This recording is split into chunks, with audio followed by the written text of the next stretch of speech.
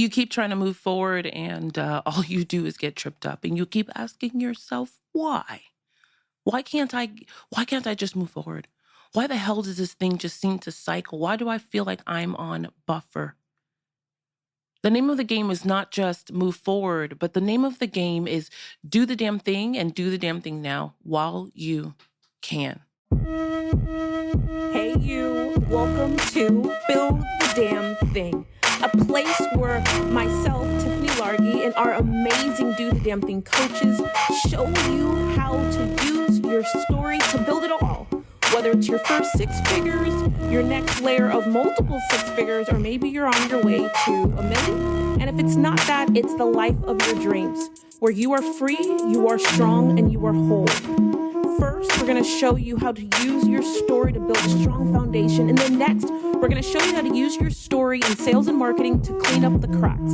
And last but not least, we're going to show you how to use your story to gather people. Because truth of the matter is that there's nothing stronger than being connected to people who just understand you as you are, where you are, so you can stop explaining yourself. I want to remind you that now that you're here, you are home, and I officially welcome you to our family. All right, let's get started. So, how do you forgive? Now, even though this is not an episode, a conversation from me to you about your willingness to forgive, it is a conversation from me to you about a decision that I need you to make. And the reason why is because in order to get out of this buffer, right? Like we're moving along, we're doing a lot of things. We feel like we've made progress. And then we look around and we say, what the hell? Forgiveness. Out of the left corner of our eye, we are spending all this time either watching someone else, looking out for someone else. And when I say looking out, making sure that they are not attacking us, or we're tiptoeing around a situation. I know from experience that I got to 6 figures by working hard, right? Knocking on doors, doing the same thing day in and day out, even though I was crazy tired. But we get to the next level by making a decision to bring all of ourselves to the table. In order to bring your whole self to the table, you can't be operating in isolated pieces, nor can you be in a state of maybe, sort of, kind of. You are either doing the damn thing or you are not. And that's not just an action, that's in emotion as well. I hate to talk about emotion and make you feel like, oh, Tiffany, but is this whole thing going to be about how I feel? And the answer is yes. Yes, it is. Let me tell you why. Because on my way to 7 figures and now today building a worldwide brand, because it's not even about 7 figures.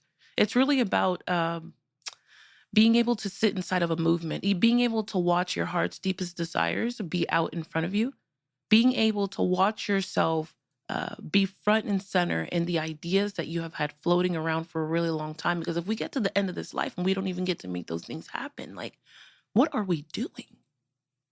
Now, for me, I realized that there was a really big period of time where my emotions were just tripping me up ridiculously, and I didn't want to acknowledge it.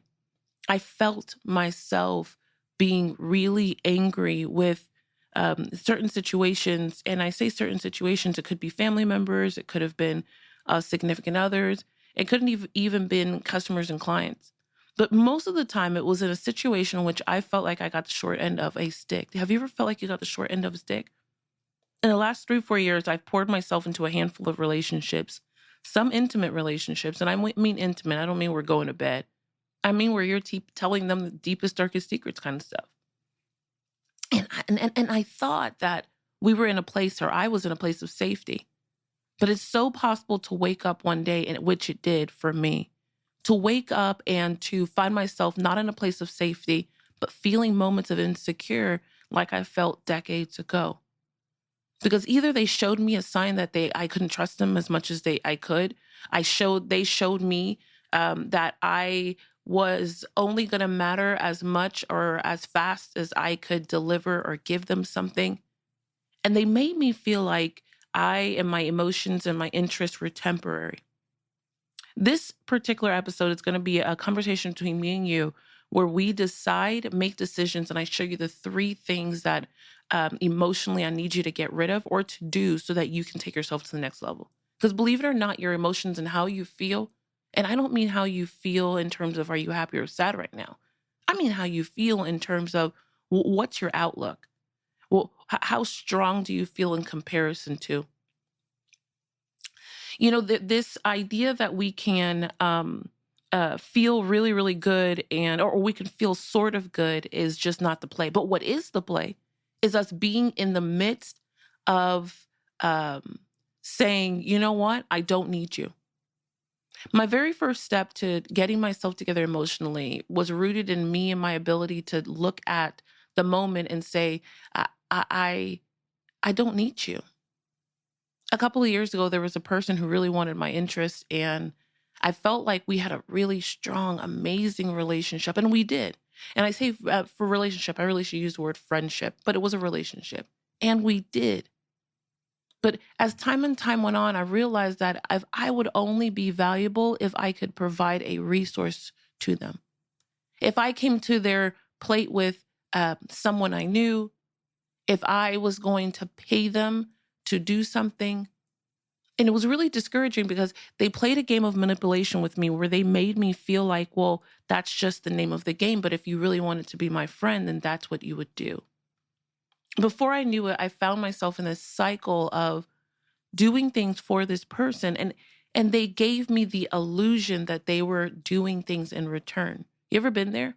Where you feel like you're giving something your all and the person gives you an illusion, but they did it on purpose because they had a pattern, a history, and a knowledge around manipulation. Now, manipulation can come in so many different forms because manipulation comes and it looks like it is just black and white, right? Where you have the used car salesman and they are doing or saying all types of things in order to get you or to get you to entertain, taking the car, taking the item. But manipulation doesn't exactly look like that. Manipulation could be someone who knows exactly how to play on the specific either weaknesses of you. They highlight the weaknesses instead of highlighting your strength. That's really something to look at. Anybody who plays on your weakness versus playing on your strengths, talking to your weaknesses versus talking to your strength, those are the people, those are the moments, that is the place in which I say, hey. Manipulation has a really strong way of making you feel like you are still you should be the fortunate one. And so therefore, because you feel like you should be the fortunate one, you do things a little bit differently. You take care of yourself second versus taking care of yourself first. Now, there's a temptation, depending on the level of closeness of that relationship, to say, oh, well, you know what? I'm just going to distance myself from them. I'm just going to do things a little bit differently. I'm just not going to talk to them as much. You know what I'm going to tell you? You should cut them off. As much as you may think right now that you need a whole bunch of people in order to make yourself or your circle go round, the truth is that you don't. You don't need those things to make your circle go round. You need you to make your circle go round. But you can't have yourself if you are succumbed to a cycle of manipulation, because then you're never sure of the steps that you're taking. You're constantly questioning yourself. And often the manipulator becomes an absolute beast at making you feel like you're the problem. So when you feel like you're the problem, then you do things like you're the problem. And then you don't do things like you're the winner. You see the difference? I really don't want you to be predicated on saying to yourself, you know what? Well, I'm just gonna move away from that relationship. No, I'm asking you to make a decision. And we're gonna go through three things. This is just number one. The other two I'm gonna go through real quick because I know for a fact that somewhere inside of this, you're hearing me. If you're still here, you're hearing me and you're like, whoa. You need to cut it off completely. And when I say cut it off completely, I really mean like you need to get rid of that relationship. You should be deleting them from your Facebook account. Yes, go that far. I know. Can we really let go of someone on Facebook? Because that's when it becomes official. Not when we would delete or block them from our phone. Do you need to have a conversation with them about it? No. Do you need to ease your way into, hey, well, I'm going to be making this move because this is why it's happening? No. The relationship I was talking to you about the other day, I literally abruptly woke up one day and I was like, oh, I'm done.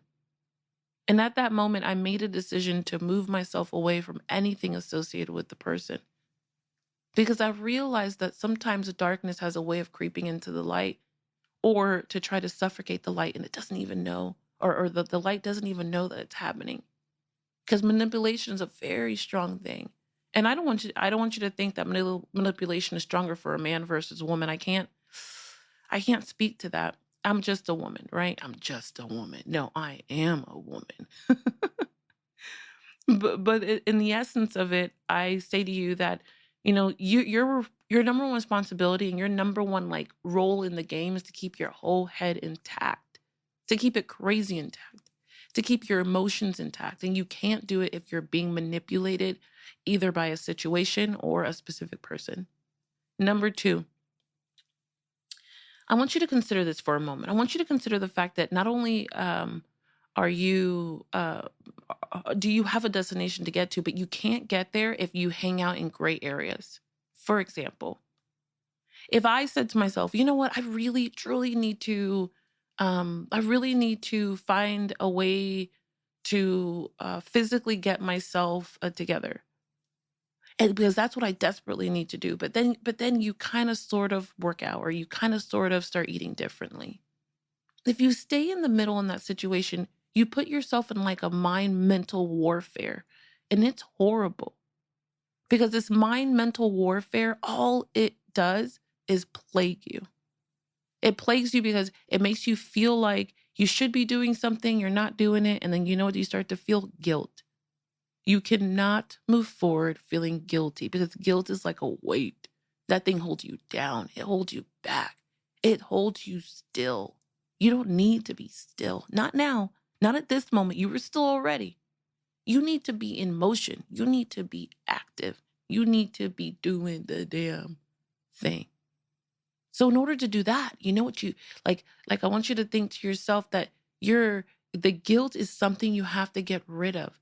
So statement number 2 from me to you, get rid of guilt. All of it. There was a time in which I felt really guilty about how my kids lived.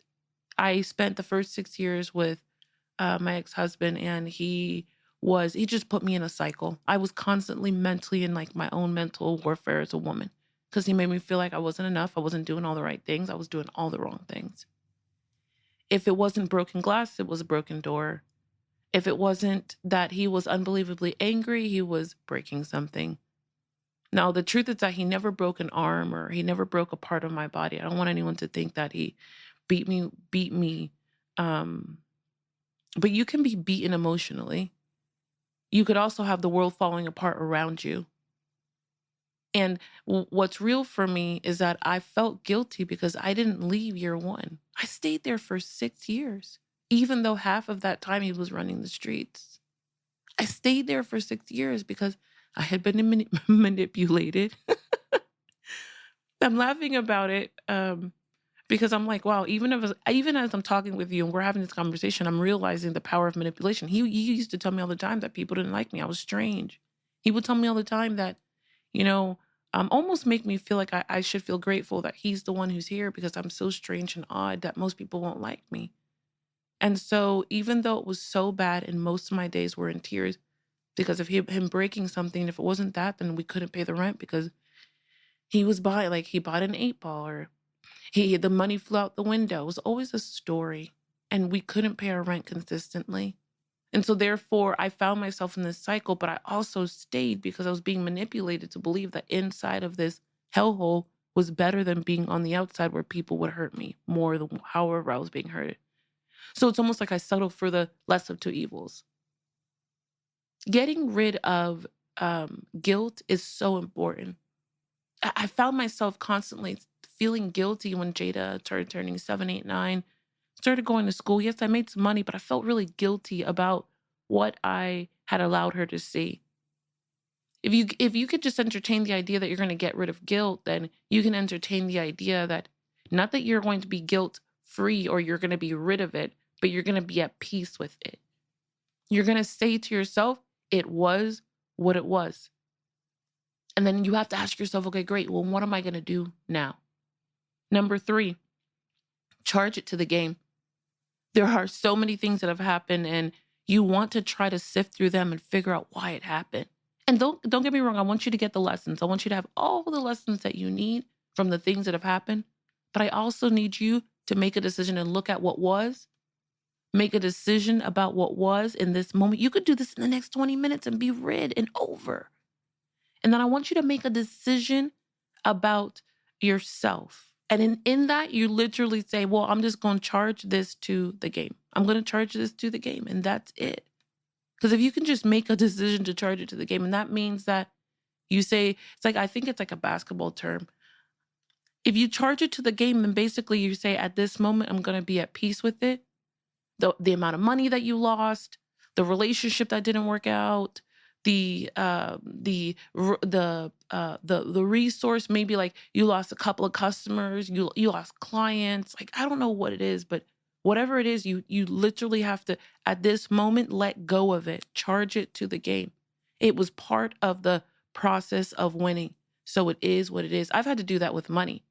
I mean, like I've talked about it. There was a year in which I just looked the other way.